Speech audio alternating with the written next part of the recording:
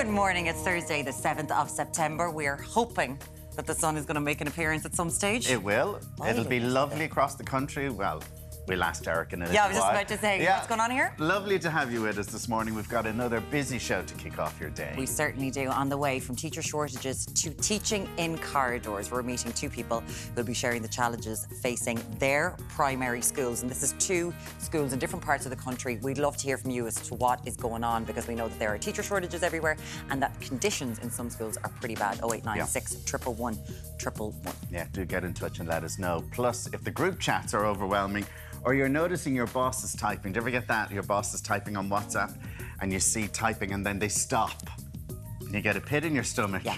Well, you're not alone, because we're going to look at texting anxiety, and that's coming up at 7:35. Absolutely. Now, from Made in Chelsea to making a family, reality stars and new dads Ollie Locke and Gareth Locke. I'm saying that right. They're checking in at 8:15. We'll explain. So he got the double barrel because he's Locke as well. So he said, I'll just do two Locks. Yeah. When I was younger, I always wanted to marry someone called O'Connell, so I could just keep my name as O'Connell, but they've decided to go Locke. Would you go O'Connell? Of course not. Obviously. Why?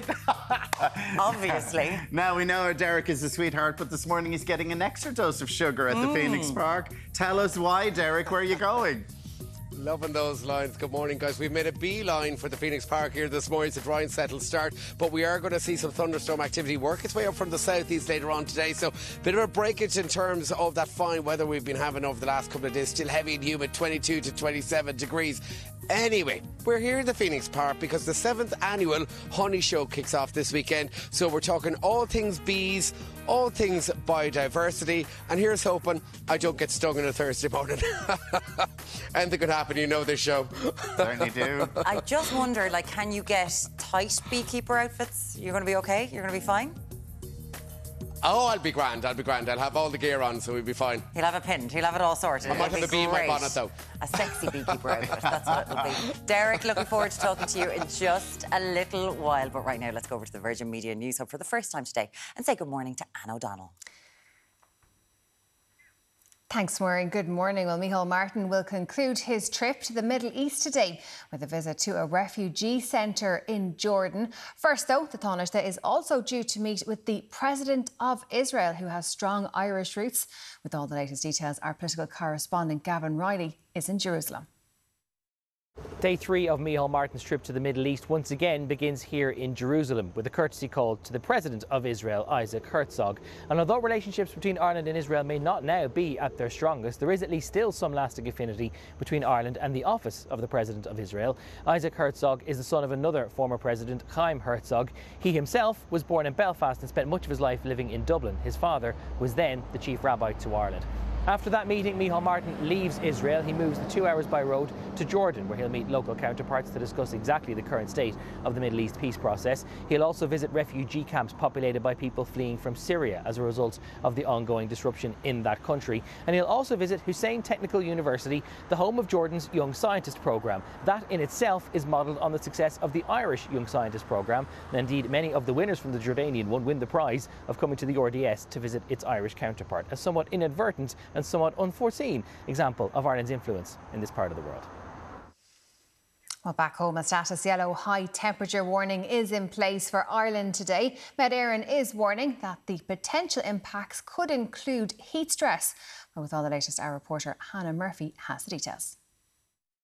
After what was a pretty rainy summer, it looks like Ireland is now on track for a heat wave. Met Éireann defines a heat wave as 5 consecutive days where temperatures go beyond 25 degrees. So if that is the case today and tomorrow, the country will officially be in a heat wave. And it's very likely that that will actually be the case because there's a high temperature warning both today and tomorrow. Temperatures could go beyond 27 degrees during the day and aren't likely to fall below 15 degrees at night. So it may not be all sunshine. There is the potential for some rain and possibly even some thunderstorms. That's something that Met Éireann will be watching out for. But certainly those temperatures are expected to remain quite high for the rest of the week. And if they continue into tomorrow, into Friday, then Ireland will officially be in a heat wave in September. Elsewhere, more torrential downpours are expected to affect parts of Greece today. Deadly flooding is also affecting parts of Bulgaria and Turkey, where a number of people remain missing. Heavy rainstorms are forecast again in parts of Greece today. Central regions and some Greek islands are affected, with the warning extended to include the central regions of Kardista and Farsal. The severe rainstorms affecting central Greece since earlier this week have turned roads into raging torrents. Some areas have seen half their annual rainfall in a day. The Greek island of Skiathos has also been badly impacted.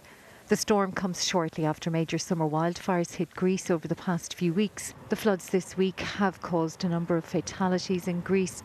Deadly flooding is also affecting Bulgaria and Turkey, with a number of people killed and others missing in northwestern Turkey after a flood swept through a campsite. Marie Mulcahy, Virgin Media News. Elsewhere, new research published today shows that introducing a means-tested extra child benefit could lift 40,000 children out of poverty. Well, the Economic and Social Research Institute found that the introduction of such a payment would cost around €700 million for the Exchequer a year, benefiting more than 100,000 households. You need to be chill to handle Irish weather. That's why Chill sponsor weather updates on Virgin Media. Thank you, Ger, and a very good morning. We're live here in the Phoenix Park in Dublin. Of course, their biodiversity and honey show kicking off this weekend. So we're talking all things bees later on this morning in around 8:45. So do hang with us for that. Now, we're up to the 7th of September, just past 7 o'clock now. Let's take a look weather-wise at how it's shaping up with Alan Fraser with us on cameras. And we have a pretty dry and a settled start out this morning, as you heard there with Anne in the news. That status yellow temperature warning coming into effect from 8 a.m. this Thursday morning right through until 8 a.m. on Saturday. Heat stress, the main issue there, so do keep an eye on your elderly neighbours and check in on them. But elsewhere out there this morning, it is dry and settled with some nice bright spells beginning to pull through now, and that'll help burn off any mist and fog in those moderate southerly winds. Now, right across today, in fact, we will see problems kick in into the southwest, and in fact we will see showers track in a northerly direction, so mainly through parts of Leinster. That's where we're going to see some heavy downpours, thundery downpours out there today. Ongoing risk of surface spot flooding too, so be mindful if you're on the roads, especially across eastern areas out there today. 22 to 27 in terms of those temps. And into tonight, any rain clearing out, any thunderstorms clearing away as well. In behind it, mainly dry and clear with some passing mist and fog, with overnight lows again on the heavy and humid side, back to 12 to 17 degrees. So that's how it's shaping up here in a dry and settled Phoenix Park in Dublin. And we'll be back again live 7:35. You need to be chill to handle Irish weather. That's why Chill sponsor weather updates on Virgin Media. It's time now to take a look at this morning's papers. We're going to start with the Irish Times, and its headline says DAA's 75 million bid for land near airport is rejected by owners. The owners put the 105-hectare land bank up for sale in May. They're hoping to get 210 million or more for the property in the middle of airport grounds. The DAA says it's still interested in making the purchase, and the offer remains on the table.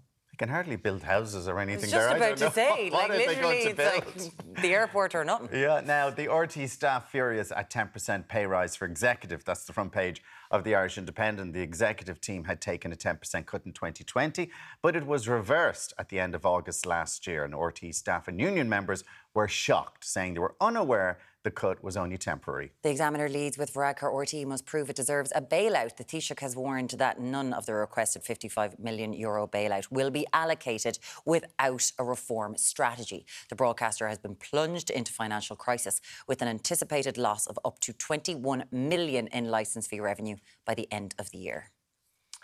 The Star leads with Alva died first time she took drugs. A woman who took cocaine and ecstasy for the very first time later died from a fatal brain bleed. The Herald also goes with that incredibly sad story. The headline, I would take Alva's place if I could.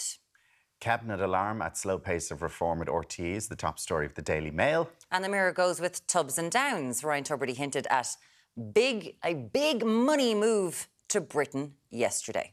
Pictured with Chris Evans. Have you been following him? Yes. Going to bookshops, having a great old... Yeah. He's really discovered Instagram, hasn't he? Loves the old Instagram stuff now. We'll chat about that later on. But coming up, we're going to be hearing from some of those affected by teacher shortages and overcrowding in primary schools. This affects so many of you right now sending your kids to school. We'd love to hear from you. 0896 111 111. We'll see you after the break.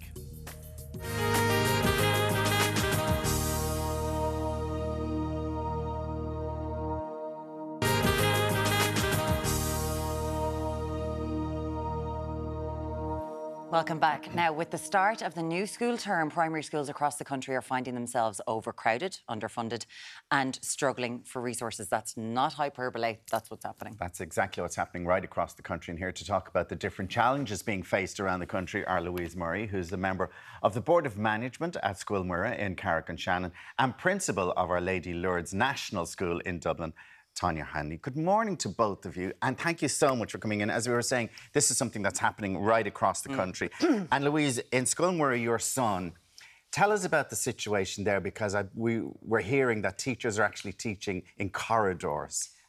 That's just the start of some of the problems in Scoil Mhuire. But yes, some of our SEN teachers have been forced to, we've been forced to partition off corridor space for rooms for them to deal with some of our more vulnerable students and our students that have special educational needs.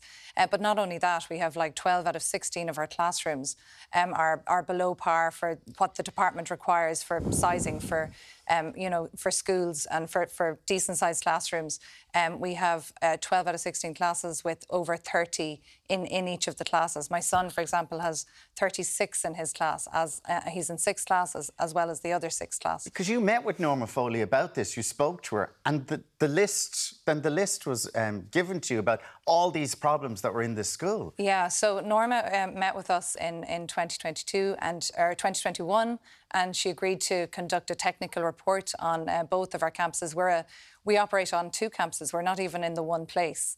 And that's something that's really essential. With a main busy road between them. A busy road between them, yes. So she carried out a technical report, or her department did, and there were a number of really crucial health and safety concerns with the school. There was, a leaking roof, a rotting floor. Yeah, like safety hazards, roof leaks, a possible asbestos leak, absence of emergency lighting. The list goes on. Yeah, mould everywhere. A lot of the kids have respiratory issues as a result of being in, they wear their coats to class. Really horrendous conditions for the teachers, who are doing like a phenomenal job in what is just awful working conditions. And because this, a lot of people, and I know during COVID, people were cold and it was bad. You had to deal with all of that, Tanya. But there are slugs. There's one teacher that has to remove slugs. Yeah, there's a prefab that has been there since 1978 in one of the campuses, and it was meant to be a temporary kind of accommodation. Then it's still there. And every morning, one of the key tasks is to remove slugs from the carpet and then clean up the slime from the slugs before the kids come in. I mean, it's just beyond. There's it's crazy. There's 16 classrooms. 16 classrooms. They're all, and we've had so many reports about the fact that we still have supersized classrooms in Ireland. On average, we're 3 pupils per class, more than the EU average of 20. Yeah. But you're talking like some classes upwards of 36. Yeah. We heard the other day Leitrim 43. And a lot of them half the size of what they should be for the Department of Education guidelines. It's just nuts. Yeah. Slugs going across the floor. It just seems it just seems crazy. But it's crazy. That's a teacher's start to their day. Yeah, and they have to do all of that. This is what they have to do. You have this salubrious environment. The teachers in Scoil Mhuire, Carrick-on-Shannon don't. They barely have a toilet. In some parts of the campus. Well, Carrick-on-Shannon, if you want to come and teach over there in the corner in the morning, I don't think that would work. Tanya, the situation in your school, we saw you in the papers the other day. What's going on? So last year we had, several vacancies throughout the year. Some were permanent, some were fixed term.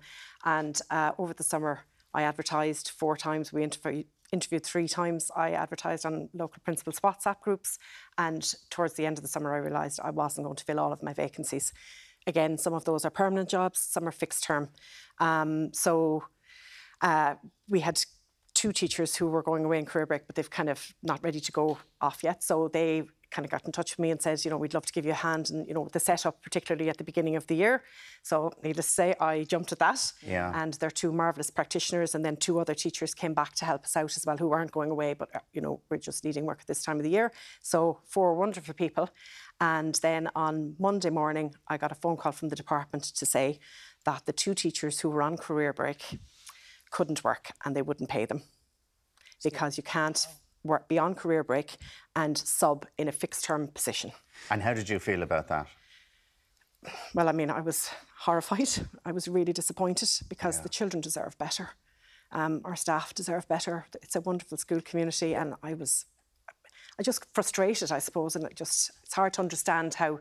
I appreciate that there have to be rules. Everybody, we all work under different, characters through the... Yeah, there are rules there for a reason. Yes, absolutely. But you do call this an emergency This is an situation. emergency, yeah. Like, we have 8 vacancies now. So, you know, children who are most vulnerable in our school will miss out because we will be concentrating on literacy and numeracy. So, you know, things like social communication issues which our children have because they've been on long waiting lists for speech and language and occupational therapy, you know, they're going to miss out. So Tanya, can you just explain to us then, if you're down 8 teachers, how does the school operate then? What do you do? Do other kids move into other classes, or what happens? Okay, so no, what I did do was I had very difficult conversations. You know, teachers had their plans done over the summer and they were ready for their job in SEN, Special Education Needs team.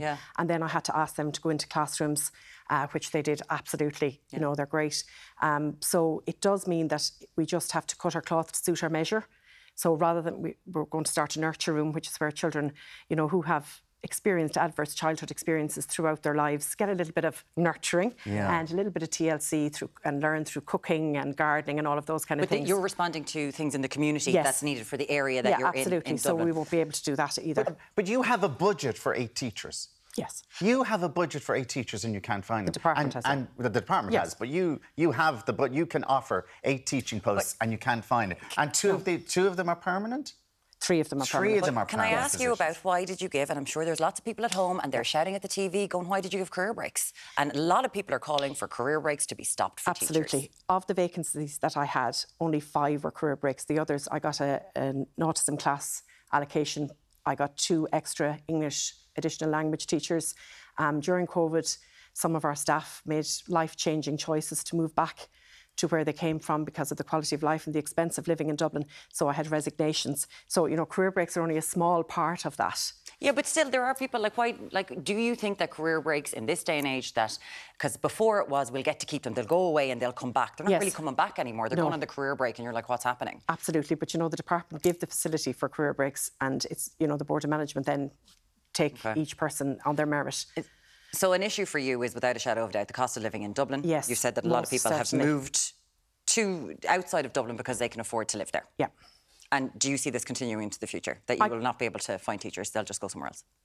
I think for the next couple of years, because I think it's kind of a perfect storm that, you know, more settled teachers in schools have moved down the country. I think the young student teachers coming out of college didn't get that proper college experience, if you like. So they're travelling now. It was during COVID. They didn't get to go away. They didn't get to go on their J1. So they're doing that now. And also, you know, permanent jobs were the be-all and the end-all 10 or 15 years ago. For my teachers, they don't need permanent jobs because they never have a hope of getting a mortgage in Dublin. It's absolutely shocking. And Louise, can I tell you, like in school more than, how is it affecting the children who are being taught there?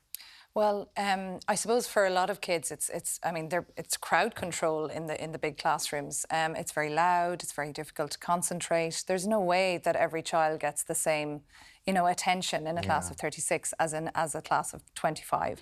And not only that, in the cramped conditions as well. The playing areas are very limited. There have been 4 new prefabs built in as many years on the playing area. Fields and playing areas. So even when they do get out for air, it's very limited space. I thought we'd finished with prefabs in the early noughties. Do you know what I mean? Like it's just that they're still going and there's all this. We've got so many statements from departments. You know, 560 million have been allocated, determined to bring down the class sizes, even though we know that there are supersized things in existence. What are you asking for? We are asking for a nod from the department that they will include us in the next tranche of new school bills for primary schools. We want a 24 classroom school on a single site in Carrick-on-Shannon. And we want it yesterday. Yeah, I can just imagine. Yeah. We'll still be waiting, I'm sure, to have it built, but at least if we know we have the nod. It's on the way. We have the support of the whole town, the county council. Of course you do. All of the TDs, you know, everybody's is with us in this fight. And Tanya, you're asking for emergency measures in order to be able to employ a few and teachers. Just a bit of flexibility, you know, just in the short term. And I suppose an acknowledgement from the department that there is a problem. you know, I think you've got people who work for the Department of Education screaming at the Department of Education for a little bit of help. We spoke to Norma Foley. She was unable to appear in the show, as were Oireachtas Education Committee members Paul Keogh, Jim O'Callaghan, Paul Rick O'Sullivan, Minister for State at the Department of Education, Josepha Madigan. We asked everyone to basically come on and talk to us about this. We'd love to hear from you today. Teacher, if you're getting ready to go to school, what's it like in your place? Are you getting anywhere? 0896 111 111. You're a parent as well. Thank you both so much for being here today. We really do appreciate it. Fair play. Very much. Now, still to come this hour, we're going to be looking at something completely different. We're lighting it up.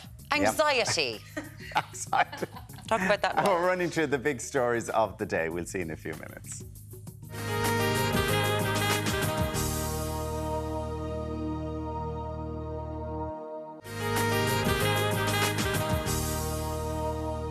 Hello, welcome back. Now, whether it's emoji etiquette, myself and Alan always talk. Oh, God, did love you... hearts I send to her every night before I go to bed. Did you send another aubergine? Is that what you're sending all the time? I send you love hearts. Being left on red or deciphering the meaning of full stops. There are a plethora of social pitfalls that come with texting. Let's have a bit of a laugh. And here to talk us through texting anxiety is cyber psychologist Nicola Fox-Hamilton. Good morning. Good morning. How are you? Now, what is texting anxiety? So it's not really a thing. So we have people who have anxiety and people who might have anxiety around texting. So that's where it might manifest for a lot of people. So everybody might experience some texting anxiety at some point. You know, if you have an argument with your partner or someone close to you and you need to text them to make up, you might feel some anxiety around it. But some people might feel more consistent anxiety over time around texting anybody or communicating with people online. Like this is, it can be a real serious thing because this is such a huge form of communication now. It is. And I used to never use emojis because I hated them and I was like, surely you can use your words. And I discovered I had to start because people thought I was being incredibly serious all the time or that I was angry. Yeah. Because I use full stops. Yes. Ooh. Oh, wow. Maren uses full stops when she's saying stuff and I try not to overuse exclamation marks. I'm like, why is everyone so excited all the time? Like, what?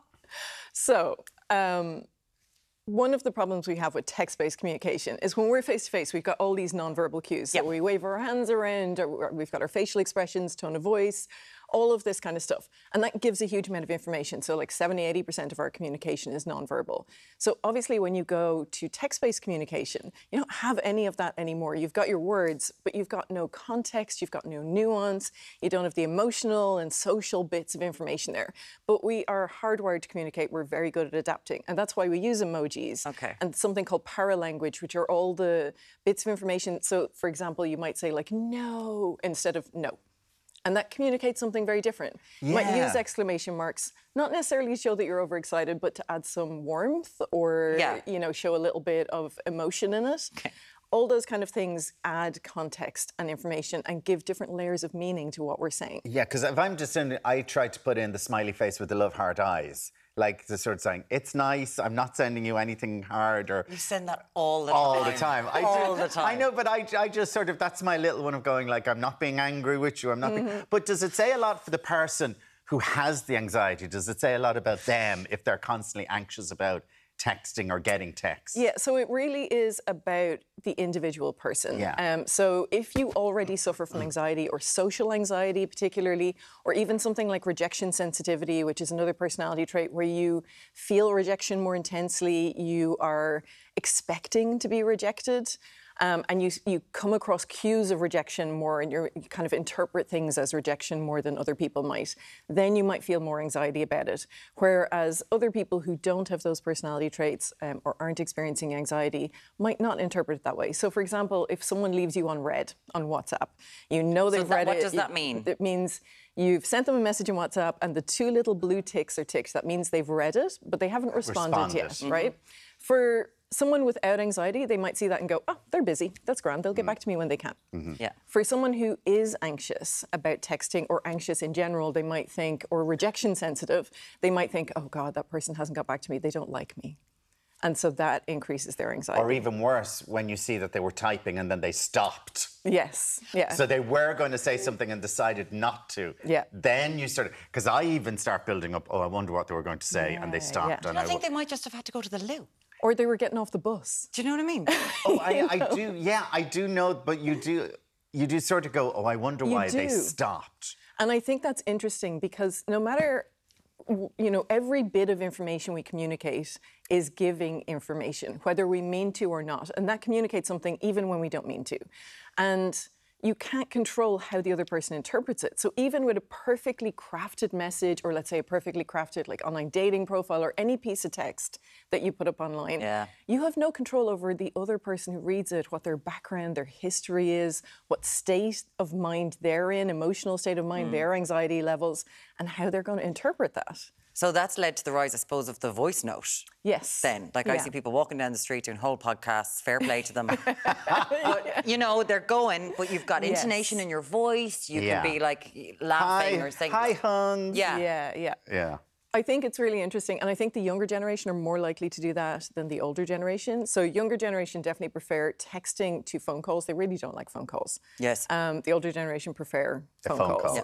And voice notes is an in-between where you don't have to actually respond to somebody, but you can get that intonation across. But one of the really important things about communication is feedback. So when you're face-to-face with somebody and you say something to them, you can see their reaction. You can tell if they misinterpreted it or they get angry at what you said, and you can fix that situation quite easily. Online, even with a voice note or a text, you can't tell. They often won't tell you. They'll just seethe quietly or be anxious quietly without letting you know. And you don't know they've misinterpreted it and you can't fix it. So look, if there's people watching in this morning and they are anxious about all that, is there any tips that you can give them? Yeah, I think particularly for important conversations, trying to have that conversation face-to-face or over video chat is best. And over phone, maybe, if you can tolerate phone calls. If you're feeling very anxious all the time about these social interactions online, it might be worth seeking help because you shouldn't really be feeling like that. It's not necessary to feel like that. And so I know there are problems with accessing mental health in this country, but if you have the ability to access it, then I would recommend that. Also, the HSE have quite a lot of free online resources. There's text lines, there's helplines for it. So I would say if you are feeling that kind of overwhelming anxiety, then do reach out and seek help. And people totally do. Okay, so just very finally, a full stop is a no-no. Aggressive. Full stop is you're annoyed with somebody. And there is definitely a generational difference. Young people use it that way, older people don't. It's just grammatically Because correct. it's a full stop. It's just grammar. But it's not. But and it's there are lots grammar, of generational differences in how Generational emojis are used, in full stops, lots of things. So use an emoji instead of the full stop, like a nice smiley face or something. Love heart eyes. Love This heart has eyes. become, and this is the thumbs up is now passive aggressive. I think we talked about that a few months ago. That's a new one, So it changes all the time, but much like language changes all the time, so does emoji But like, use. Nicola, do you get sort of mad though when someone says that is now passive aggressive? Because I do that to go, got that, thanks so much. But people think that that's not saying that. Language always changes. And young people will always develop their own ways of using it. You know, they use a coffin emoji instead of a laughing emoji because they're dead. They're laughing. dead. Dead laughing. It just develops and changes so that they're not using the same stuff as us because we're old and not so down with the kids anymore. Grammatically correct. We're Shakespeare, essentially. Dead language is what we're using. Nicola Fox-Hamilton, cyber psychologist, thank you so much. And if there's a thing that you're like, I have no idea what that person's saying on text or something that annoys you, the full stop. What do you reckon? Do you use the full stop? Let us know. Or what is your favourite emoji? Tell us. We'd love to hear from you. Yeah, there you go. Numbers there, 0896 111 111. Now, after the break, we're taking a closer look at the stories making the headlines this morning in this morning's papers. We'll see you back here very shortly.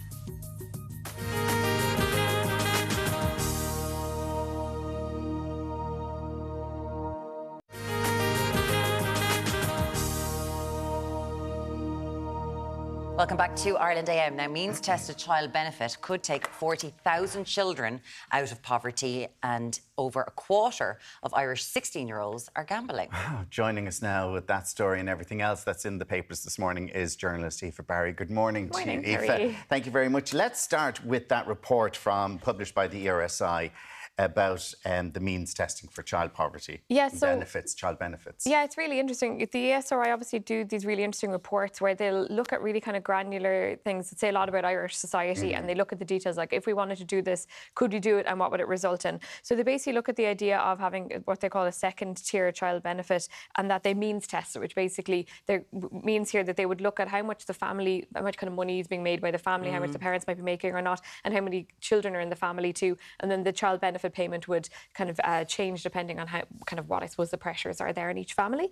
And they're saying that if they actually brought that in, it could take 40,000 children out of poverty, because what they'd be doing is, I suppose, looking after the family depending on what their means are. And there's about 170,000 people affected by poverty in Ireland. So 40,000 children being positively affected by this would be pretty amazing. But it will cost 700 million. Yes, that is the thing. I mean, there's always a price, I suppose, for these sort of things. At the same time, if you're helping people who are in poverty, surely the state should be willing to pay the price. Whether they are or not this is the question, isn't it? Obviously, it's not up to me. I don't run the government, so I can't tell them how to spend their money. The ESRI can't either.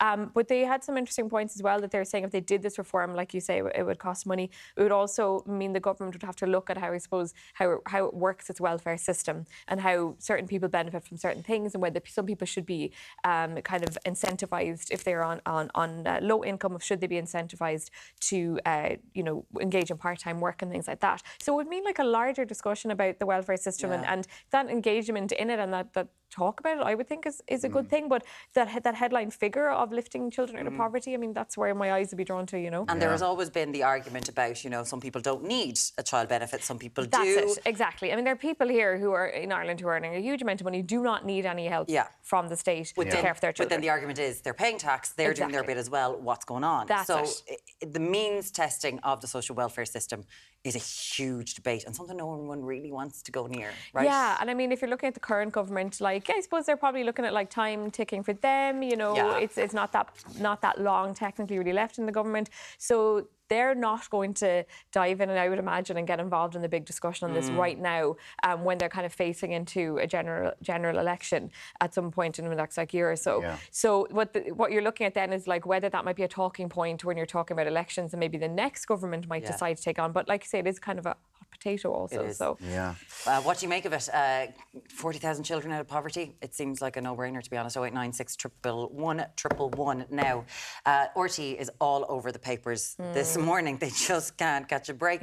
What is happening? So there's the annual report came out yesterday, and one of the figures that is, or one of the elements of it that's interesting for people, is that there was a pay cut, a temporary pay cut for executives in RTE, but that pay cut was reversed, and some staff members are saying that they didn't know this 10% pay cut was going to be reversed back. It was going to kind of add it back onto the salary, and that all happened in a year that the broadcaster had a deficit of 2.8 million. So some staff are saying, talking to reporters this morning in the Irish Independent, saying they're not happy about the fact that this kind of money was put back on, restored to these executives. So, they also have Seamus Dooley, who's the secretary of the NUJ, which is the union, National Union of Journalists. He's saying that it wasn't represented as a temporary reduction. So that's the kind of back and forth. They thought it taken off, that money's gone, but now it's been restored. And I think any small, I mean, that's not a small amount, but any little element of that report or any details that come out, people are going to be analysing them very heavily and seeing what it says. And I love the fact that he actually, at the time, they did request from RTE the details of the payment, and were refused. Were refused what the payment was. Now it looks like the whole, obviously, they want 55 million from the government, and Leo has said, well, no. No, like they're talking more about reform, like Micheál Martin and Leo Varadkar saying, look, actually, the licence system needs to be reformed, RTE needs to be reformed, but the licence system should be reformed, shouldn't be the same as usual, and actually, no, we're not going to give you X amount of money necessarily that you want. But it is interesting because they were talking about things like, a certain type of payment, like a universal fee. That's what Micheál Martin was talking about in Israel yesterday. He hasn't given a lot of details on how that would work, though, so I don't know how different that would be from a licence fee. But sure, that chat will roll on. That chat will absolutely roll on. And now, in a reverse St. Patrick, we have sent Ryan Tubridy off to the UK to convert the masses to the wonderful tall man. He's on a PR tour. He is. It's really interesting. I'm really fascinated by this.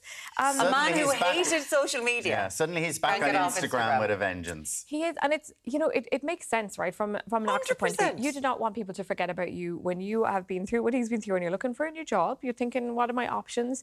You go to the UK, if you have friends who are in high places or who work for radio stations like Chris Evans, why not pop on and talk to him on the radio and say hello? Which is what he did yesterday. Which is what he did yesterday. So do we know what he talked about, though? I think they had a chat about him. Just chatting. Nothing about the pay scandal, nothing about that.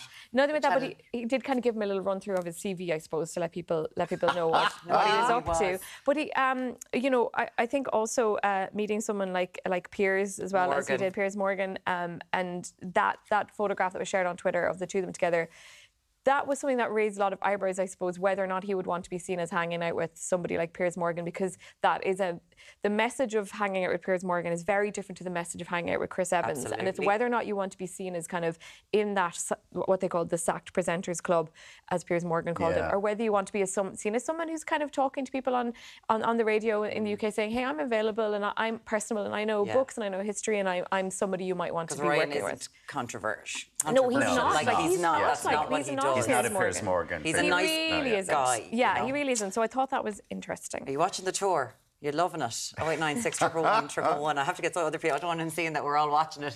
We're like, what are you up to today? Now, over a quarter of Irish 16-year-olds are gambling for money. Yeah, it's just so interesting. And in one way, I feel kind of naive being shocked by it. You know, probably shows your age in one way when you're saying, I can't believe teenagers are gambling. But it's really easy to gamble, particularly if you have a smartphone. We're not just talking about like kids aren't queuing up to go into the bookies to put a bet on. There are many different ways people can gamble for money. This is a survey of around 2,000 Irish 16-year-old boys and girls through this European school survey project on alcohol and other drugs. I thought that particularly was interesting because at first I thought it was like a survey of adults and children, but this is all 16-year-olds. So 23% of 16-year-olds in Ireland reported gambling for money in the previous year, but the rate was higher among boys at 2.8%, 28.2% compared to 17.9% for girls. So this is the kind of the gender breakdown there. But 8.1% reported lying to important people about how much money they gambled, and that says it all. Really, that does say it all. Yeah. I'm sure that there's things, and we will be talking about this again in depth. I'm just sure that parents must be terrified about what's going on. Scary what's going on. 0896 111 111 to get in contact with anything that we have discussed just there. Aoife, Barry, thank you so much for joining us this morning. Thanks. Thank you. Now, still to come this morning, reality stars Ollie and Gareth Locke, yeah, that's what they're called, are checking in for a chat. We'll be back with you very shortly on Ireland Day.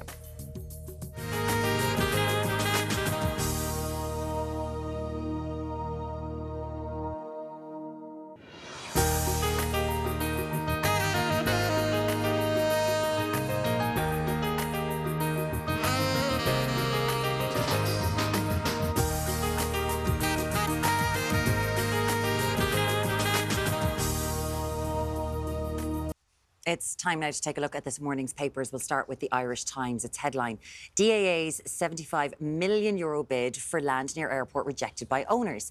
The owners put the 105-hectare land bank up for sale in May, hoping to get 210 million or more for the property, which is in the middle of the airport grounds. The DAA say it is still interested in making the purchase, and the offer remains on the table. Can't wait to see who's going to buy that smack in the middle of the airport.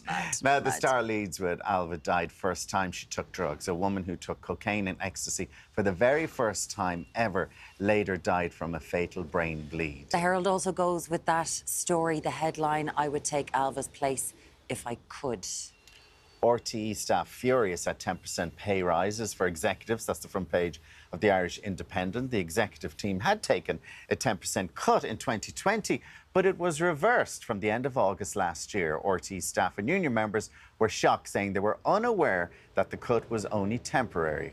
The Examiner leads with Varadkar. RTE must prove it deserves a bailout. The Taoiseach has warned that none of the requested €55 million bailout will be allocated without a reform strategy.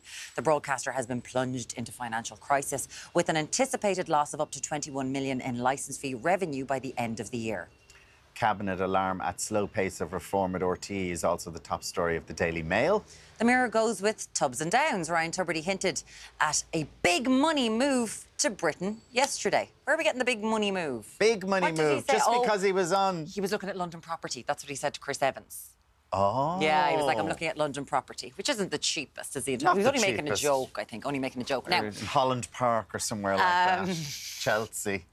Yeah, somewhere. Chelsea, oh, he'll get on the phone to him now. So earlier on today, obviously it's been in the news what's going on around the country with supersized classrooms, classes of up to 43 children in places like Leitrim, and lack of teachers and resources and everything that's going on. So we were chatting about that earlier on. And Monica says, while there is a shortage of teachers in Dublin, and we were speaking to a principal in Dublin, Tanya, about that earlier on, in Dublin, Meath, Kildare, etc., another problem that needs to be addressed is the lack of jobs, and particular permanent jobs elsewhere. I relocated to Mayo last year. I'm a teacher with 19 years of experience and have been a deputy principal for years. I applied for numerous jobs and didn't even get called for interviews. And I think Tanya was saying they lost a lot of their staff over the past few years because they all could get permanent positions in counties where they could afford to live and get a mortgage. So a lot of those have been And we were also filled. talking about teachers getting career breaks and still being allowed career breaks, and we were saying maybe that should be paused for the moment, and we were getting texts in from a lot of you saying, with such a staff shortage in teacher positions, why are teachers still being granted career breaks? If you're a and teacher, that was, let us know. You want to talk to us? 0896 111 111. And Jenny, I'm a Montessori teacher and also an SNA. In the short term, we should be brought in to teach junior and senior infants and free up teachers for older classes. It would help as an emergency measure to get a teaching council number for a couple of years. But then do you have an issue in the Montessori sector? This is true. I was going to say that. Then it's an emergency everywhere. It's knock-on effect. We were also talking about texting anxiety. And do you ever get that pit in your stomach when people are texting, or then they stop texting you and you're wondering, why did they stop? So we had a very interesting conversation about that. And Myrne was saying that she always uses full stops when she's texting people. And sometimes it looks like she's quite mad at people, or could be come across as rude. I genuinely have to write, I'm not aggro, just asking, just saying something. Bernie says, well, guys, I must be shocking old. Not only do I use full stops, I also use commas and the thumbs up emoji. I've wasted many hours watching those blue ticks and waiting for a reply. Because you see when the blue tick comes up, especially on WhatsApp, and you know somebody's read it and you're going, come on. Left on red. Left on red. Connor says here, what does Connor say? Sorry, I'm all over the place. I use the skull emoji instead of the laughing, crying face because honestly, the laughing, crying face is scarlet at this stage, says Connor. You can't be using that. And Louise says, always use the full stop and commas, drilled into me by my English teacher. I'm 59 and use the thumbs up all the time to say, got that. Got that. We got it. That's all good. And a message in here going, I'm sorry, lads, I'm 28. There's nothing wrong with the full stop. Thank you so much, Sarah, for sending that in to us today. She likes a bit of grammar. 0896 111 111 to get in contact with us. Keep them coming in to us. Now, still to come, Made in Chelsea stars Ollie and Gareth Locke are checking in for a chat. We'll see you back here very shortly.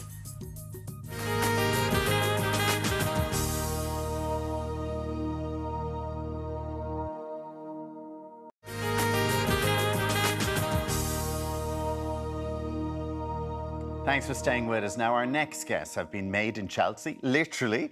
They've been on the show, but now they're about to start a new chapter in their lives. Yes, reality stars, kind of newlyweds and new dads. Ollie and Gareth Locke. Good morning. How are you doing?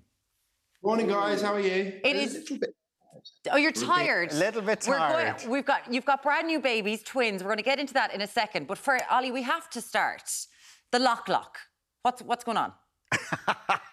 It's a weird situation. So Gareth and myself both had the same surname when we got together, and when we got married, we went, well, there's a way of doing this. We were like, well, it's two families blended, but also it's always going to make me smile.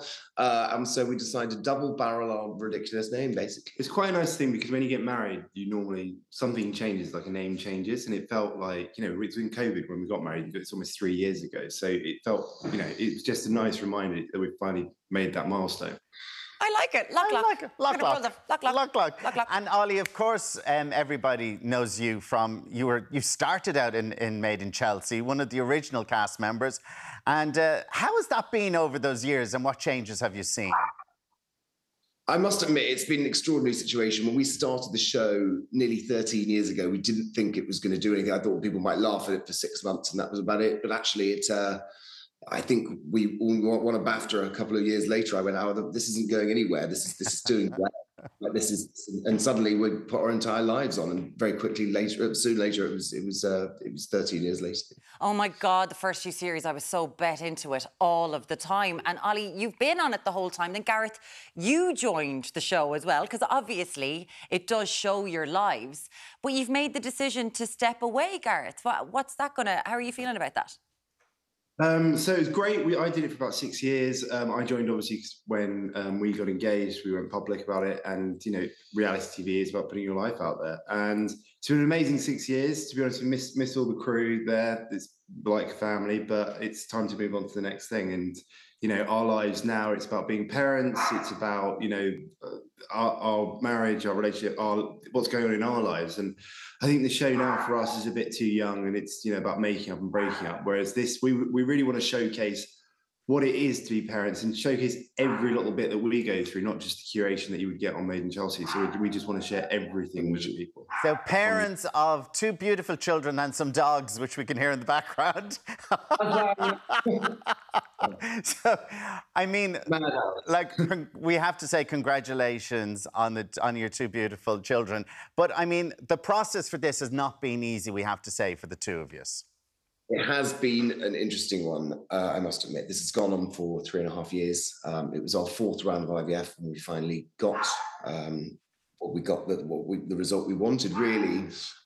We started off in Los Angeles, but then went to Mexico, then went to Cyprus, and then in London, these babies were born. So we were very lucky. But yes, it has certainly been its challenges. And having look at me right now, that 3 hours sleep is also what you're looking at the reality of, is having a 9-week-old twins at that. And Ollie, the twins, Ollie and Cosima, who are right there, we can see you've got your programme Our Daddy Diaries on YouTube. You know, incredibly professionally done, by the way. It's fabulous. But they were premature. That must have been terrifying. Yeah, they spent nearly 5 weeks in neonatal intensive care they were actually born by surprise at 31 weeks up in Durham.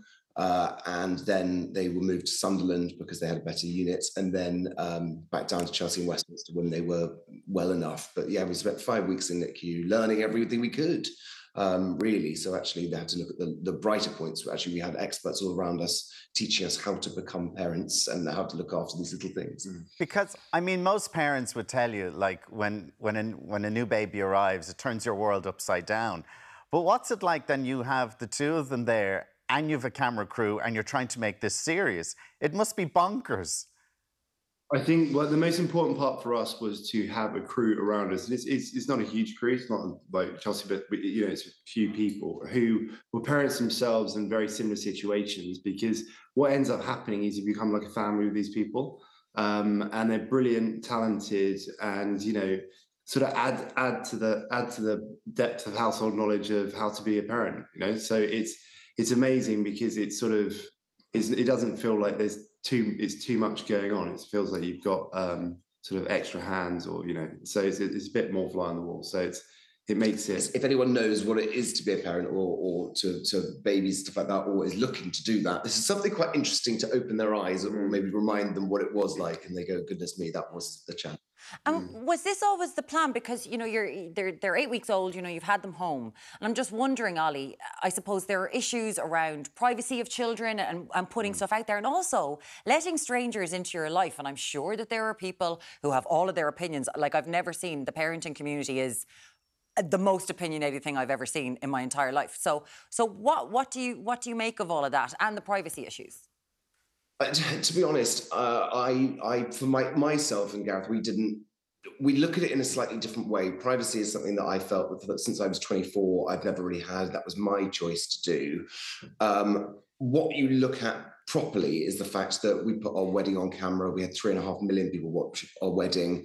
Sexuality, I was one of the first people to come out on national television in Britain. That kind of stuff. What I've seen from that is it's giving a lot of people hope. It's helping people. It's helping people understand sexuality. And this is another chapter. This is our adult chapter where it is 2 fathers bringing in children into the world. And if that can help people in any form, then it would be a detriment if we didn't go down that route. I think that's probably... Yeah, I think doing reality, I think what makes it worthwhile, respectable, and something to look up to is if you share stuff which other people resonate with. Like we share NICU, I shared the fact that, you know, I'm losing my mother to Alzheimer's, we shared the fact with our wedding. Topics that people don't normally talk about because they feel shame behind it, like when we lost the babies first, and when I was talking about lost the babies, it's stuff people don't talk about. And we found out on camera that our babies hadn't worked. Yeah, and what we're doing by doing this is sharing stuff to stimulate conversation. And for those people out there who feel like they're going through it alone, show them that other people going through it, stimulate the conversation, then they feel less alone. And Ollie and Gareth, were you both in agreement about having children? Because, like, I've been with my husband for many years, and luckily we both decided very early on that children were never going to be in our relationship. So how did you come to the decision, and did you both agree on it? Well, interesting you say that. It's a change, wasn't it? It was a bit of a change, and after a while, it started as you get a bit older and suddenly you become godparents or whatever the situation, you end up spending a bit more time with children. We were both the youngest in our family, so we didn't really have children in our lives really at all. And yet suddenly godchildren arrive, and as a couple, I remember sitting there watching Gareth with my goddaughter India, Binky Felstead from Chelsea's daughter. And I remember sitting there being like, this would be wild if we weren't parents, because actually now we could. It wasn't legal back then. Yeah. And so you didn't actually think of it because it wasn't an option. And when all that changed, you go, actually, we can be parents. And that was a light bulb moment. And obviously there are issues around, and we talk about it here on this show, when it comes to surrogacy, regardless of your sexuality, it is something that is becoming more and more common. So I suppose that's something else that you're kind of going, like, do you want to put that out into the mainstream as well, to be like, okay, let's talk about the legalities around this? It has to change. Yeah, and you know what it is? It's streamlining it, making it the information a lot more evident as to what you can and can't do. I mean, the reality is, at the moment, the best way around it is to go to forums, go to sort of chat groups and that, and speak to people who have done it before, because it is a very grey area, and there's lots of places you can be tripped up or you pay extra expense. And everything, there seems to be this barrier at the moment to making it straightforward for people who, quite frankly, if you want children, you have that space for love in your life, you want to actually have kids, you are a good parent, you've got the love there to do it. So it shouldn't be made difficult for you. The laws in the UK have not been changed in 34 years, and Ireland is as archaic as that rule as well. So yes, it will change. This is just, there are people that are talking about it and bringing this to the front line, which is we're a part of that, but people have done it before us, so we're just another person to carry the torch along to try and make change in higher places. Yeah, well, it is a discussion that will go on, and we do talk about it a lot here on this show. Listen, and people can follow your adventures. It's our Daddy Diaries on YouTube. Now, are you going back to bed, or are you going to feed the babies? I'm going back to bed. I'm going to feed the he had Cosmo last night, so he only got 3 hours sleep. She did not want to sleep. Well, Apollo really likes sleeping, but Cosmo at the moment is not. So I'm going back to bed, and I'll see you later. Tag teaming, my loves. Ollie and Gareth Locke, thank you so much for joining us this morning. Cheers. Thanks so much.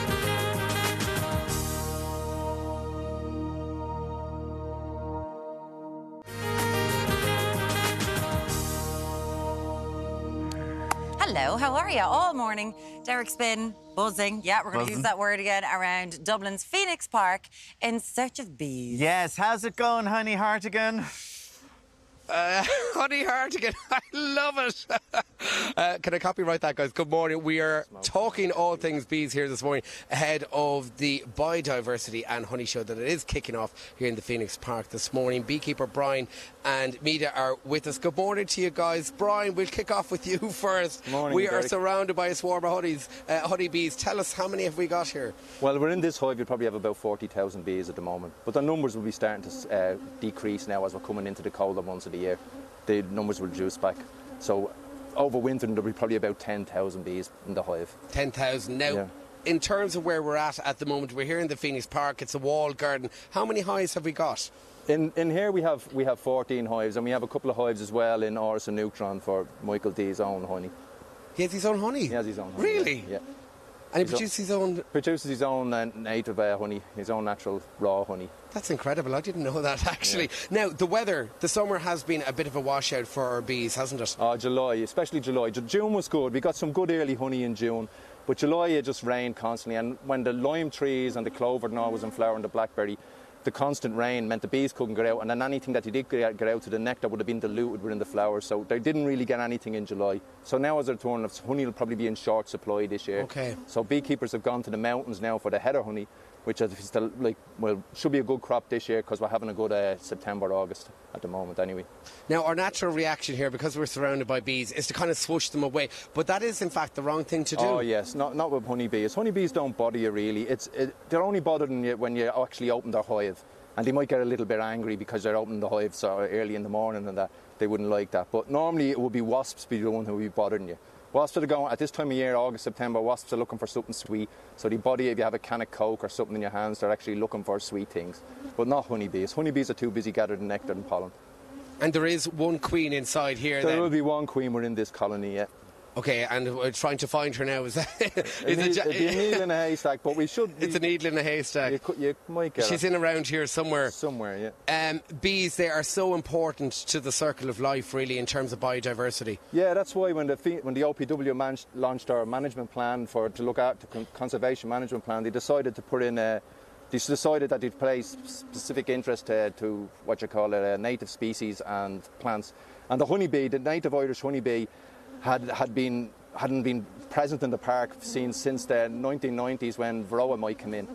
So we decided to reintroduce the native Irish honeybee now to the Phoenix Park. Mita, the honey show kicks off this weekend. I'm loving the fact that we've got a honey show here in Ireland. Tell us what's happening. Well, we've many honey shows here in Ireland, actually. It's been going on for years and years. Our one started off in 2015 and it's been going from strength to strength. Now, there mightn't be as many entries in this year as Brian was saying. There's not much honey, but hopefully we had 265 entries this year. At the moment, Thursday, I'm up to 170 entries, and we'll get loads in on the morning of the show as well, which is happening on Saturday. Now, how is it judged in terms of the honey? What are we looking for? Well, we've got 3 fabulous judges coming along. They're very kind to us. They judge every year for us. They will look at the texture of the honey, the viscosity of the honey, to see if there's any kind of bits. It has to be clean. It has to be kind of saleable honey, and it needs especially the taste, obviously, at the end. Okay, and obviously there's loads of other things happening here at the weekend as well in terms of the honey show and the biodiversity week. Yeah, well, our honey show is part of our biodiversity festival, and that's been going on for about 3 years now. So we've lots of lectures, we've talks, we've tours, we've deer talks, we've got things for kids, we've face painting going on. Also, the honey show, kids can enter. You don't have to be a beekeeper to enter the honey show. You can have, there's a primary school competition, a secondary school competition, they're poster competitions, and we've a photography competition as well. So you don't have to be a beekeeper to enter. Of course. On top of all that, you've got nature walks, you've got tree walks, and you've also got bats as well. We've bat walk on Friday night, but I'd say that's booked up at now. Okay, that's booked up now. In terms of the bees, then, come over here to the side. Have you ever gotten stung by a bee? Oh, plenty of times. Oh, really? Yeah, absolutely. Yeah, it goes with the territory. Yeah, it goes with the territory. It's good for you. It is good. What about you, Brian? Have you gotten stung? I get stung all the time. Oh, do you get even with the suit on? Yeah, they get through it sometimes. The sting can get through. That's why we try to keep the native species. The native species is much more docile.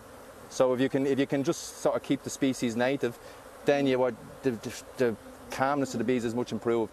But where everybody wants to save the bees and everybody bringing in different strains of bees, different imports of bees, naturally they will what you call a crossbreed, and you get the mix that you get then can be a bit of anger. So up here in Dublin, because lots of people now are trying to save the bees and getting beehives, we get an awful lot of crossbreeding. So we have to sort of manage the anger every year by bringing in native Irish honeybees from the McGillicuddies down in Tipperary. You're joking? Yeah. So they're much more relaxed bee, the they're Irish much bee. More. The Irish they're chilled bee out. It's here since the last ice age, so it's sort of knows the circumstances. It's able to make honey even when the weather's poor, so it's much better than bringing in the likes of Italian bees that want the weather really hot before they actually even leave the hive to get any honey. That's so interesting. I didn't know that.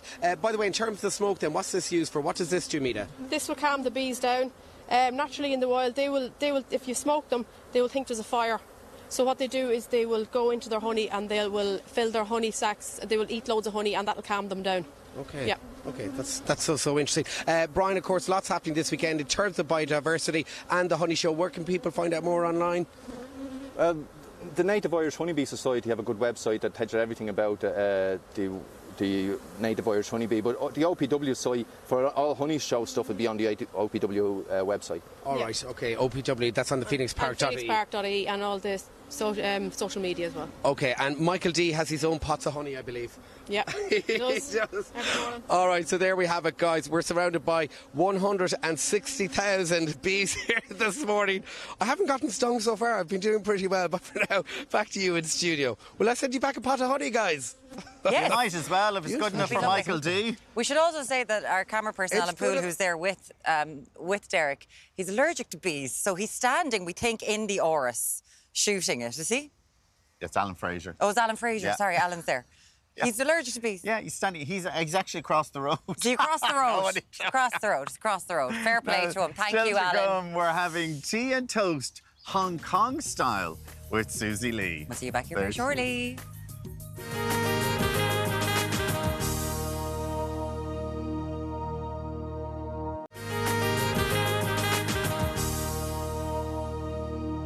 Hello, welcome back. We have the perfect breakfast for all those with a sweet tooth. Yes, it is quite sweet. Susie Lou?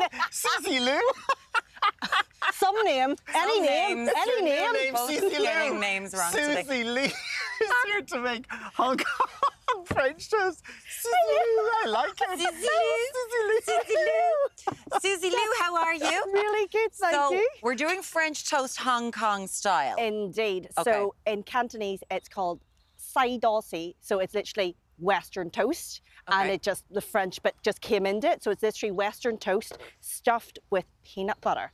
Okay. And then deep fried, well, not deep fried, fried in egg, like an egg, in a pan. So all of that is the same, bar the peanut butter, right? Bar the peanut butter, but topped off with condensed milk. Is condensed milk a big part of the Cantonese? Yeah, massive. Is it? It's massive. So condensed milk and evaporated milk were those kind of store cupboard items because fresh milk doesn't keep.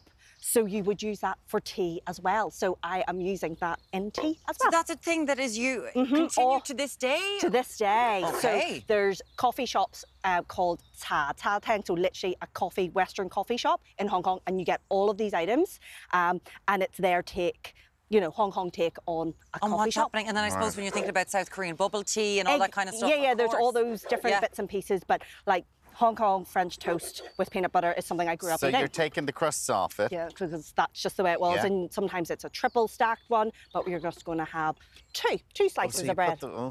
Yeah. Okay, why did you look? He took a step back. I As though he'd be know. affected by it. I don't think he. Do you like peanut butter? No. Oh well. Shocking. Shocking, Susie. Do you know what? I'll make one without for you. No, you're fine. Are you sure? Are you going to live? He'll live. He'll live. I'll do a little bit for you, just a little bit. So this is peanut butter on no butter, just the peanut butter. Oh Lord. No. Yep. No butter. Yeah. And then we're literally just doing that, cracking some eggs. Now, can you use stale bread on this? Because people always say it's a nice way of using up some stale bread to make French toast. But for Hong Kong style French toast, you use fresh because it's really fluffy and light. Yeah. Oh, so it's not, you're not wanting to really sodden it. You know, with the stale bread, it soaks it up. So everything up. So it's really quite squidgy sometimes. Okay, I gotcha. So you're just Would you put any seasoning in that egg at all? No. No. Absolutely not, because we're about to get a dessert. We're about to get a dessert, exactly, and it's being fried in some butter. So butter. Fried in butter as well. Yeah, absolutely. Why not? These must have been treats. Yeah, but it's actually more of a breakfast item as well. So you would actually.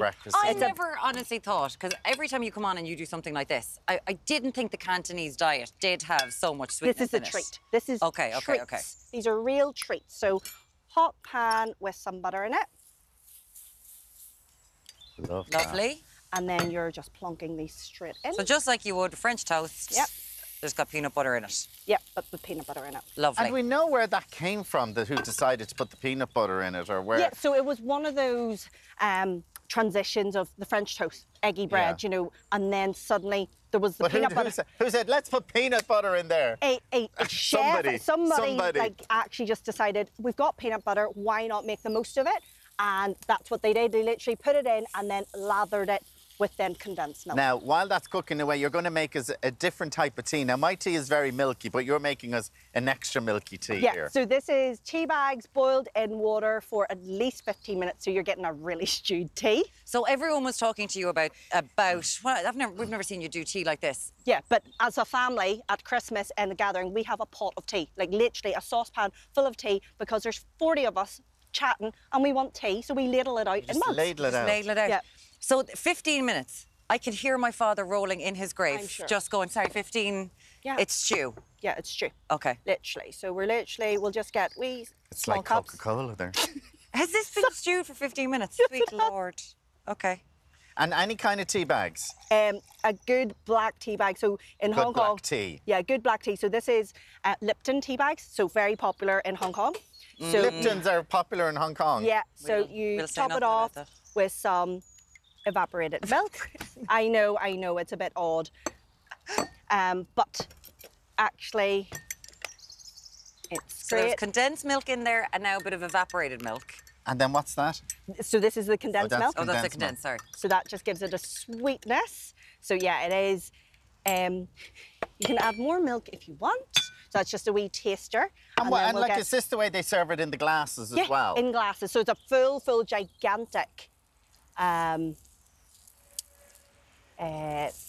Okay, so first one coming up. Do you know what? It's not for everybody, and it's fine.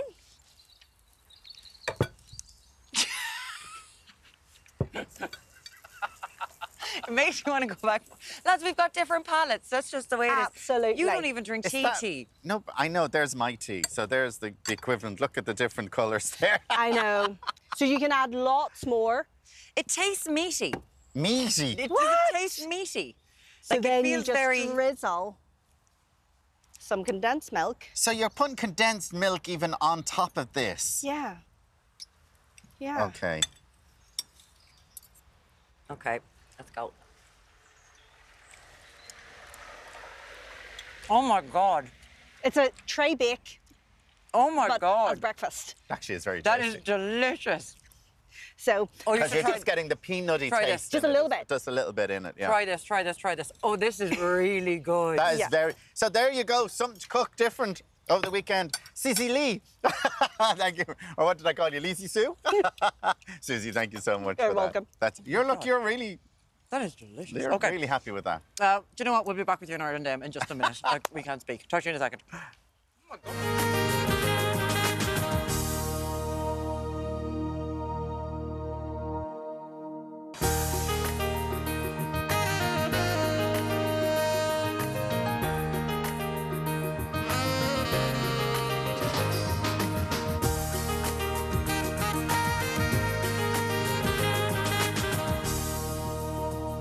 Now, welcome back. We were chatting earlier on about teachers' situation in primary schools, in secondary schools, lacks of teachers, sizes, and the state of schools in Ireland. We've had quite a response. Yeah, there's quite a response coming in here. Melissa says, I'm a secondary school teacher with a degree and have 10 years teaching experience in secondary schools, and currently I have no permanent teaching position. I'm moving from school to school every year. Last week I was offered a 6-hour teaching job over an hour away, which I had to turn down. There's no way I can survive on this. And every year I cover contracts for 4 to 12 hours a week maximum. And unfortunately, a full contract never seems to turn up in my subjects. Yeah. It's really interesting because you've got to be on the panel. You've got to go to where the jobs are. There might be, you know, favoritism in certain areas. Yeah. You know what I mean? Like it's quite complex when it comes to those sorts of things.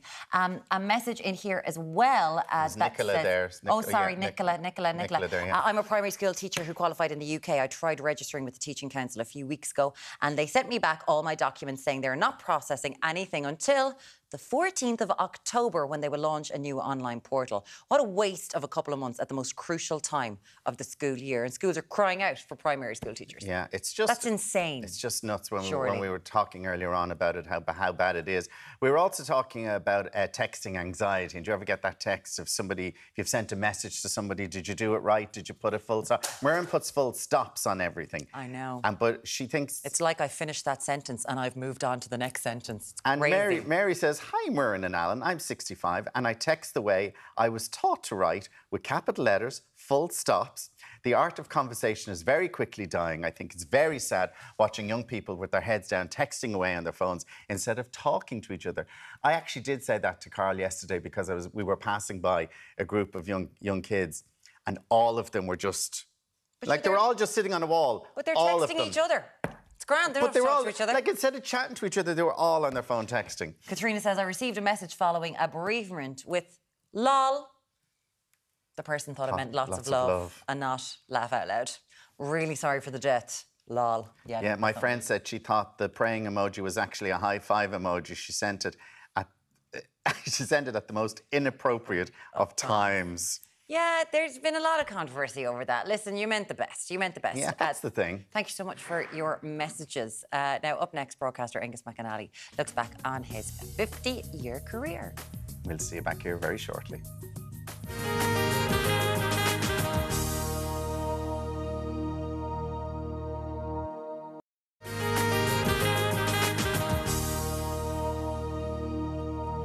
Welcome back. Now, for nearly 5 decades, our next guest has kept us entertained as a musician, broadcaster, magician, actor, billiards champion and snooker commentator. I'm sure that we have left something out. We probably have, but you probably know him best as the face of the iconic game show, The Lyrics Board, for many, many years in RT. Please welcome Aonghus McAnally. Good morning to you, Aonghus. Good morning. What a wonderful introduction. I was looking around to see who was coming on. It's lovely, isn't it? You're like, this is your life here. Listen, I mean, look, your dad was Ray McAnally, famous actor. Your mum was Ronnie Mast, and people knew them well. Was show business always going to be the path you followed? I think for me, from a very early age, maybe when I was 5 or 6, I felt musical and I was singing and humming, and my dad recognised that there was something musical there. And being the professional that he was, he said, how could he best earn a living as a musician? Get him on a stringed instrument, because in an orchestra there'd be loads of strings. There's only one piano player. There's one, you know. So they started me on the violin, and I absolutely hated it. I was dreadful. I hated it for about 3 years. Lovely teacher in the Chatham School of Music there, went in. Hated it. So when I was about 13, we moved to Sutton, and I went along to a friend who was learning guitar, saw this guitar, picked up the guitar, started to play it, and there became the start of a wonderful love story for me and music and the guitar. And people say to me, what are you, like, that wonderful introduction, and thank you for that. When you boil down me and say, peel out the layers of the onion, what am I? I'm a musician, I feel. I'm a guitar player. Music is my soul. Whenever I'm a bit down in the dumps, which is very rarely, because I think people would regard me as a very jovial, fun, whatever. But whenever, you know the way life can catch up on you sometimes, you know, I just go into a room, pick up the guitar and play, and I'm in a happy place. Isn't that wonderful to have something like that? But it means so much to me, you know. It's like if everyone had something like that to kind of snap them out of something when they can. But it's interesting with your background, as you mentioned, Alan, because we're living in a time where everyone's talking about the Nepo babies. You know, that these people in show business who get these amazing chances, like sometimes you just want to go to Brooklyn Beckham. You can just be rich. You don't have to keep on trying to be something. You know what I mean? Like, enjoy being rich. Yeah. Did you feel that way, that there was a pressure? Because obviously you're incredibly talented. Well, I tell you what there was. People say, did it help being a McAnally?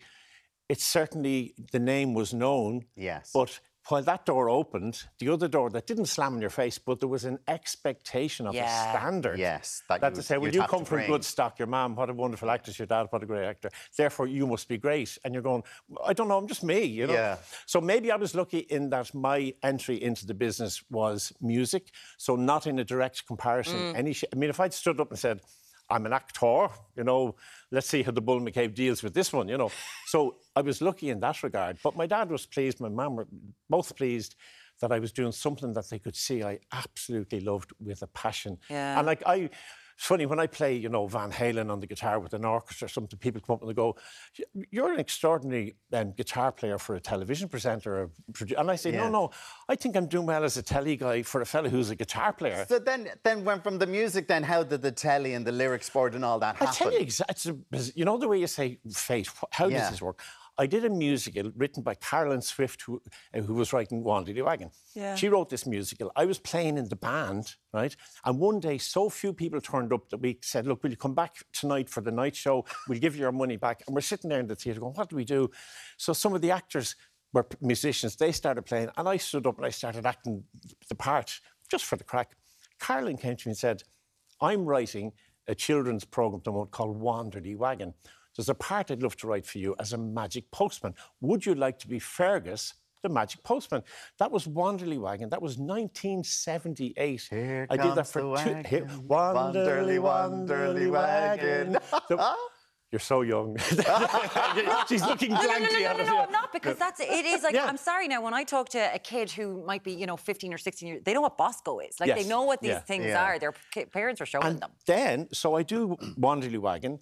And Con Bush, who was the head of young people's programmes at the time, saw me on Wanderly Wagon, rang me and said, we're starting this new innovative thing on RT called Anything Goes. A Saturday morning, 4-hour show, music with Dave Heffernan, how to make rockets out of a bit of toilet paper with Mary Fitzgerald, sports stuff with Cathy Park. And we need a madzer. We need a fella who'll jump out of airplanes, who'll play music, who'll do diving into the sea, whatever. And that was me. And that started Anything Goes in the 80s. And I tell you, one of the things I love, Alan, people come back to me now in their 40s and they say, you've no idea what Ireland was like in the 80s in television land. You switch on the telly and you guys were on. If you tried to say that to people now, when there's 87 million channels and everybody's on their phone, it was just amazing. I think on a Saturday morning like that, I think it's really missing now. You turn on Saturday morning, it's all just cookery programs, but Ireland AM is on. Well, of course, you have that. But when that's over, but you know that sort of the way that children's program was the core element of Saturday morning television. Yeah, and it really was, and it's gone now. But I mean, it was really in it at the time for RTÉ and yourselves. Nothing. We recorded 1 hour of the show on a Friday night, which gave us the very first hour, which meant that we were able to rehearse from 9:30 to 10:30. Then we played Mr. Ed or something for 20 minutes, and then we kicked in at 10 to 11 for a further 2 hours, everything live. And we had bands on the roof. We had U2. We made the video for Old Town, the Phil Lynott song.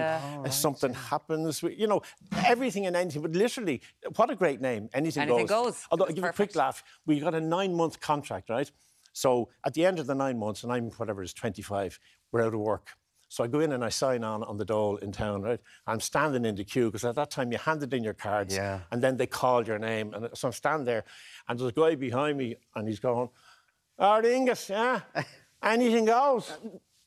Bleeding went for you, didn't it? And it's lovely, but it gives you a real touch with life, you know. And how things change. Listen, I know you want to do something for us in a second, but let's talk Christy Hennessy songbook.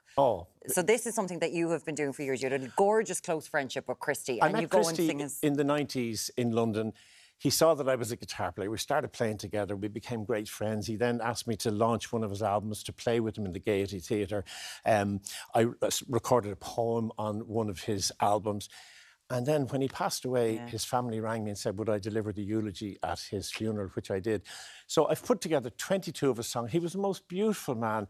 A wonderful songwriter. People think he's only the fun, you know, don't forget the shovel. He wrote beautiful love songs, songs about mental health, everything. And he was just incredible. So I'm so thrilled to bring his story to life, to keep his memory alive. And it's, I tell you, if you said it's a real passion of love for you, isn't it? I can honestly say here, in 50 years of being in show business, it is by far the best thing I've ever done. The thing of which I'm most proud, and that covers all the music, all the TV, all the radio.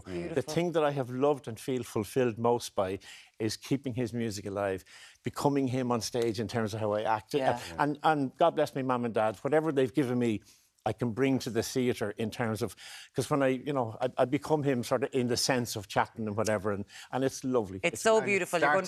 Starting in the Cork Opera House tomorrow week on the 15th. I'm going to Tralee on the 17th, which is his hometown. What an honour it is, and what a pressure it is to play when they know every relevant name, everything. And then we're doing a couple of shows in Dublin as well. It's fantastic. It's the 15th of September, ending on the 2nd of December. It's the Christy Hennessy Songbook. You can, of course, get tickets online, and I know that you absolutely love doing the show. Really quickly, can you show? You've got some sort of a trick. You're a magician. Listen, because I'm doing these shows with Sean Murphy, the snooker pro, and we do music and magic and whatever. Of course, you're I'm going to do a real quick thing with you, right? Right. I have a prediction here. I'm going to leave it there, okay? Okay. But I want very brief. I'm mad about lists, okay? So trust me on this. Give me a number between 1 and 100, Myrne. 53. 53. Okay, I tell you what I want to do. 53. Where are my notes? Where are my notes? Quick, my notes. 53. Okay, I tell you what. I'm going to look at a celebrity. Okay. I'm going to stroll down. You can see all the celebrity names are different there. Yeah. 53 is Lady Gaga. 53 is Lady Gaga. Okay, Lady Gaga. And let me get a grocery. Go up to 53 there on the groceries. What on the groceries list is bananas. Lady Gaga. Lady Gaga's got bananas. Okay, I tell you what. Just briefly for you, will you give me a number between 1 and 100? 5. 5. Oh my God, 5. 5. Let me go in. Where have I got? Okay. A drink. Have a drink. What drink is number 5 there? Baileys. Okay. Oh, Baileys. I like a Baileys. Baileys. If anyone wants to see that, there's Baileys there. Okay, and one last thing. So we've Lady Gaga. Bananas. Baileys. What film would she go to? What number is 5? Casablanca. Casablanca. Okay, so there, if you want to see, there's a list of all. Lady Gaga, bananas, who drinks Baileys, watching Casablanca. Okay, well, look, would you please they're not. Read that out there. and show that to the audience, They're not. please. Read what that says, please, Alan. Good morning, gang. It's Thursday, September 7th, 2023. I'm just about to leave the house in Portmarnock to head over to Ireland, the Ireland AM studio. It's 7:30 a.m. For some reason, an image has come into my mind. I see Lady Gaga watching Gone with the Wind. It was Gone with the Wind. I think I don't know. Did I do it? And in her elaborate handbag, I see a bottle of Baileys and a bunch of bananas. Aonghus McAnally. Come on! Oh, there you go. Aonghus McAnally, thank you Thank you so much. Thank you so much. Love to be in the family. Of course. Cheers. Thank you so much. Still to come on Ireland AM, we've got killer nuns hitting the big screen and a killer selection of wines. Back with you very shortly.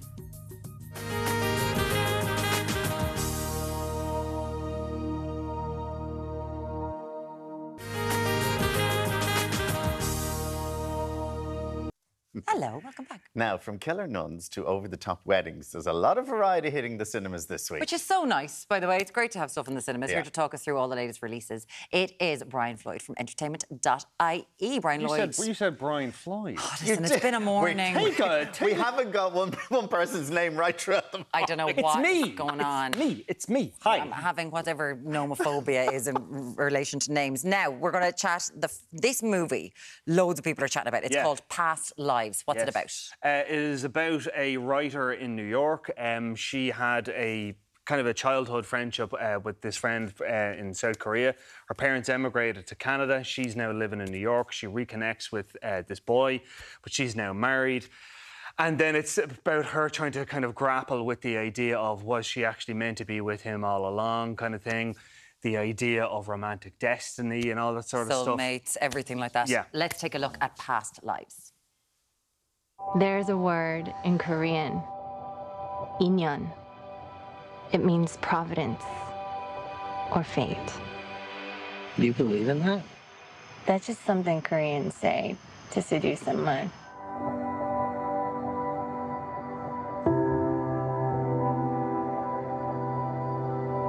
What a good story this is. Childhood sweethearts who reconnect 20 years later and realize they were meant for each other. In the story, I would be the evil white American husband standing in the way of destiny. Shut up. He was just this kid in my head for such a long time. I think I just missed him. Did he miss you? 혜성! 와, 너다.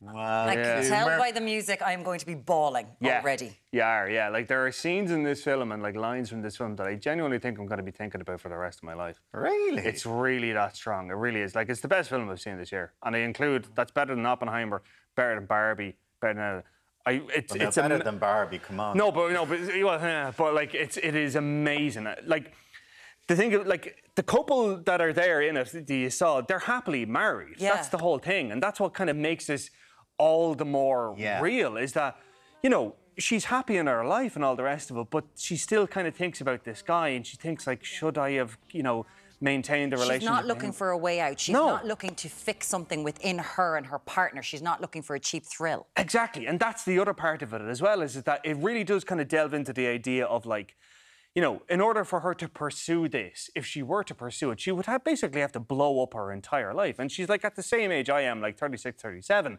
So it's like, you know, it's not that, like, her life is set in stone or all the rest of it, but, like, she's made her choices up until now, and that she knows where she is. So it's not as if, like, she's just fallen into this, you know, that sort of way. What are you giving it? 5 out of 5. Oh my God, you don't hear that very often. Oscars. Yeah, it'll win. I would say it'll win Best Original Screenplay. I wouldn't be surprised. It will get nominated for Best Picture. I don't know if it'll win it. Yeah. But it is. Go see it. You won't regret it. Go see it. I am there. Wow. As soon as the heatwave stops, I'm there. Do you know what we're going to take a look at? Because I don't think we need to explain it. My Big Fat Greek Wedding 3. Okay. So they start the movie by resetting everything and bringing everyone. Okay, this is where we are. Now. Okay. As if you needed that, though. Like, I mean, like that. Like the first film was great because it was the idea of, like, culture clash and all the rest of it. Yeah. It was great. And Nia Vardalos, I mean, she was brilliant in it, and there was a lot of humour in it and a lot of heart in it and all the rest of it. But it should have ended there. Like, it definitely didn't need an ad for Greece. Greece looks lovely, and I'd love to go and all the rest of it. But, like, the story is ridiculous. There is an absolutely tone-deaf subplot about a Syrian refugee that falls in love with a person in the village. Okay. Like, yeah, it's just, you're watching it, it's like, don't go there. Okay, what are you giving it? 1.5. Okay. 2 Okay. Terrible. All right. Terrible. The Nun 2. Not Nuns 2. The Nun 2. I didn't even know there was a Nun 1. Yeah, there was. Yeah, it was a few years ago, and like the Nun, the first one was this kind of campy, like Hammer horror kind of thing, like very, very over the top. Yeah, it's part of the Conjuring series. Yeah, that's right. Yeah, the Conjuring franchise. Yeah, it was like a spin-off from it. Like the nun appeared in the back of one of the things, and they just managed to spin it out. So yeah. Let's have a little look.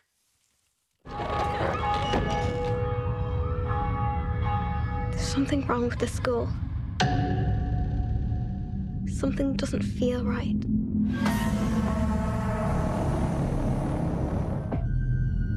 Sophie, what happened?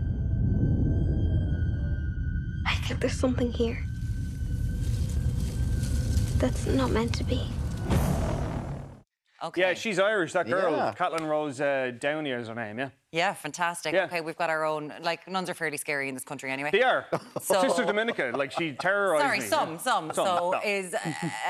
you can't say anything about this. No, It's because it's embargoed. embargoed until 5 o'clock today, so that'll tell you everything you need to know about this. I don't even need to review it. Okay. Yeah. That's Great good. stuff. Past lives is what you're saying, Brian Lloyd. Go and see it. Go see it. Please go see Your it. reviews on entertainment.ie, it's fantastic. Yeah, no, it's the best film I've seen this year. Like, I was talking... everyone I talked to was like, oh, yeah, I heard about this. Go see it. Go see it. I love when I Love hear it. that. Brian Yeah. Lloyd from Thank you so entertainment.ie. much. Thank you, Thank you. so much. On the way, we're talking wines. Back with you shortly on Ireland AM.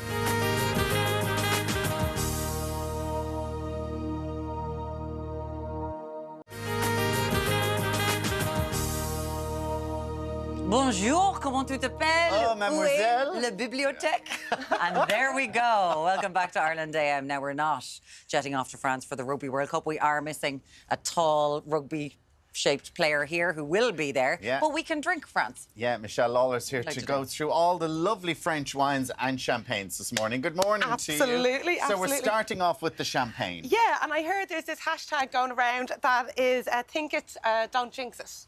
Have you seen this? What? So you're not allowed to say, I think we'll win. Oh, you're allowed sorry, to yeah. think it. Oh, okay. Don't jinx it. Oh, think it, So, don't jinx It's it. going to be 37 degrees in the stadium on Saturday. Irish is it? people are going to combust. They're going to melt. Yeah. Right, we'll start with the champagne on the far right. So this particular champagne, Piper Heidsieck, this is one of their top cuvées. And the winemaker for this, there's a big wine company. Have a taste of it there, Alan, while you're thinking. I'm thinking about it. Yeah. So it's called the International Wine and Spirits Competition, and the guy who makes it is so good. Oh my Won God. best sparkling winemaker in the world. Yes, you should. Well done. Give him all of the... Give so him everything. good. And we were on That last tastes time. every It tastes euro like 70 of euro. the 70 euro. It's gorgeous. It's absolutely It gorgeous. does. Tastes and every this is euro of the extra 70 brut. euro. And the last time I was on, we were talking about how a dry Prosecco has 17 to 32 grams of sugar in it. This is extra brut, so this is less than 6. So it's in that gorgeous, dry, lovely section. It's so good. And it's so... What I gonna love blow is the head off you then? No, No. because it's bone dry. Head off you. You know what I mean? Is that a technical term? I think it's a B Corp. Is that a technical term? There it is there. Is that what you want to see there, Pete? He wants to get a nice close-up shot of it. There we Sorry, I go. picked it up. So that Look is at you that. were saying that this is where we're sampling the wines from where we're playing, various stadiums. Where's this from? Sorry, the So Urban Kitchen shot is in that. There we go. There you go. Look at that. Stade de France is about an hour and a half. Or so if you're in Stade de France, drive an hour and a half east, you get to Champagne. So in actual fact, if you are going over to Paris for any of the games, a day trip to Champagne is fab. It's such a gorgeous town. There's a beautiful cathedral there. Yeah, it's absolutely beautiful. Delicious. It's expensive, but for a special occasion, it's very nice. And you know what? If you're going to have something in the fridge, just in case we do get there, it's ready to go. And if we don't, you can pop it at Christmas. Okay, think it, don't jinx it. Yeah. Open it if we win the World Cup. I say open if you get past the quarters. Don't jinx. Oh, we get. Okay. Okay. Moving on. Okay, so some the wine. next one. So this is from the region of Nantes, where the second game is. Now, Nantes is a village, kind of like the town in the Donegal of France, that kind of part of the world. Yeah. That is the home of Sauvignon Blanc. So this is where Sancerre, etc., come from. So this is Sauvignon, like an original. See, I love a New World Sauvignon. Have a taste of this and see what you think. And I will always, if I'm looking at a texture menu, is I will gorgeous. actually always go with a Marlborough or something like that rather than going with a French one. Have a taste of that, because what's happened as France has got a little bit warmer, it's become riper. and gone a little bit more trouble. This is my favourite version of it, this vintage. Delicious. What I love is the finish. Gorgeous. Can you taste it? There's a lovely richness to it. It's absolutely gorgeous. It's gorgeous, but it's because France is getting warmer. Well, yeah, everyone's getting warmer. And actually, New Zealand Sauvignon Blanc is getting expensive. How much is that? That one is $14.30 a It bottle. is getting expensive. I have noticed because I've moved on to the French Sauvignon Blancs now, have you? and for the costs that you're getting because New Zealand is getting French. so expensive, and when you're thinking about climate change, it's not coming. Air miles, everything. We've got food this morning from the Urban Kitchen. Oh yeah, Urban Kitchen in Nice. Oh, lovely French treats, boulangerie style. I'm sure Alan's going to have a little bit of that eclair. I had it already. Yeah. Already the look. So we've got a croque monsieur, a quiche, some lovely chocolate eclairs. Me going straight for the quiche. Go for it. And this will be absolutely beautiful. Look at that. In there, melting in there. Absolutely lovely. Now we'll try. God. So delicious. Now you Perfect. have some nice red with this. So Bordeaux obviously is the first game on Saturday. Now this Bordeaux, guys, you have to try it. I forgot how good it was. We would have drunk loads of that over the years, and then you move on to something else. Oh, it smells amazing. It's got like the lovely red fruit. So a classic Bordeaux blend is Merlot and Cabernet. So if you're picking up a bottle of Chilean or Australian, and it says Cabernet Merlot on it, what they're telling you is it's done like a Bordeaux style blend. So this, what I love is like it's really fruity. Wait till you try it. It's got this kind of like caramel chocolatey thing going on. It's just delicious. I forgot how good it was. Oh, wow. And so the vintage that doesn't on that taste like alcohol. That's amazing. It's amazing. The vintage on this is 2018, so it's 5 years old. And what you're tasting, because a lot of times if you go to the shop today and you pick up a bottle of wine in any supermarket, you're probably buying something that was made last year. This is what something tastes like that's just developed. How much was that? That's $17.90 for a 5-year-old wine. Yeah, it's gorgeous, isn't it? It's for me. I feel like it's the bargain in our whole web shop. Oh, so these are all available. We have have you got a basket? Have you got these little baskets like this with the champagne and wine? Yeah, we have a pack on the website, the Rugby World Cup box, and I have a couple of different versions. Oh, of course you do. Well, as always. Then, my other half comes up with these genius names. Nude Wine Company. Now, what's this one? The final this is one. Minervois. So this is from, because Ireland have basically, they have 4 games but in 3 stadiums. So I've just picked out something different that we wouldn't ordinarily try. And it's probably for the Tommy Bowes of the world. You know that he likes something that's really big and punchy. Yeah. So this is really south. The grape is Carignan, Syrah, and there's another one, I think it's Mourvedre. It's 15% alcohol. It's a punchy one. Wow. But it's just really rich and it's silky. It's got this beautiful texture. I feel like it should be grainy, but it's incredibly silky. It's silky. Because it does pack a punch. Yeah, and it's I think I prefer the first red They're one. totally different. Yeah, For totally me, I different. feel like... Totally different. Totally different. And it's good to compare them.